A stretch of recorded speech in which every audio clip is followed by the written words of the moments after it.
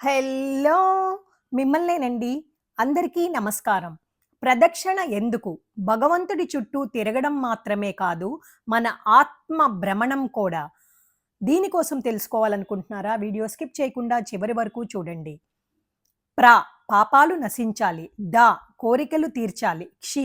మంచి జన్మ లభించాలి. అజ్ఞానం తొలగాలి. అంటే దేవుని చుట్టూనే కాదు, జ్ఞానానికి పవిత్రత చుట్టూ మనం తిరుగుతున్నాం.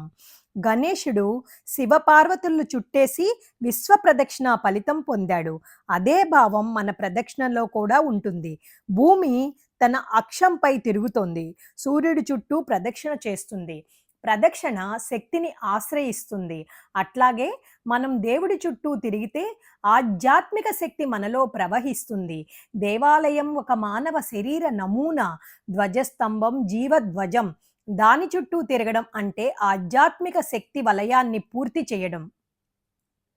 మొత్తం 5 ప్రదక్షిణ పద్ధతులు ఉన్నాయి.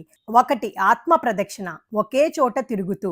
2 పాద ప్రదక్షిణ, నడుస్తూ చేసే సాధారణ పద్ధతి. 3 దండ ప్రదక్షిణ, నమస్కారం ప్లస్ నడక. 4 అంగ ప్రదక్షిణం, శరీరం మొత్తం నేల తాకే విధానం. 5 మిశ్రమ ప్రదక్షిణ, అంటే పైనవన్నీ కలిపినది. సాధారణంగా ఆలయంలో రెండో పద్ధతినే చేయాలి. శివాలయ ప్రదక్షిణ ప్రత్యేకత. శివుడు దేవదేవుడు. ఆయన చుట్టూ పూర్తిగా తిరగడం శాస్త్రం అనుమతించదు. ఎందుకంటే సోమసూత్రం అభిషేక జలం దాటకూడదు. కాబట్టి శివ ప్రదక్షిణ ఇలా చేస్తాం.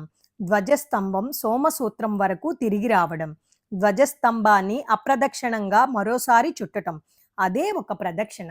ప్రదక్షిణ చేసేటప్పుడు మనసు దేవునిపై ఉండాలి. అష్టోత్రం లేదా నామస్మరణ చేస్తూ చెయ్యాలి. ఎన్నిసార్లు అని సంఖ్య లెక్క పెట్టడానికి పసుపు కొమ్ములు లేదా వక్కలు లాంటివి ఉపయోగిస్తే మనసు అటూ ఇటూ తిరగకుండా భగవంతునిపై ఉంచటానికి వీలుగా ఉంటుంది. ప్రదక్షిణం పూర్తి అవుతుంది అడుగులు ముగిసినప్పుడు కాదు, దేవునిపై మన విశ్వాసం సంపూర్ణమై హృదయం వెలిగినప్పుడు. మీకు నచ్చినట్లయితే లైక్ చేయండి, షేర్ చేయండి, సబ్స్క్రైబ్ చేయండి. మీతో అనురాధ కంచర్ల.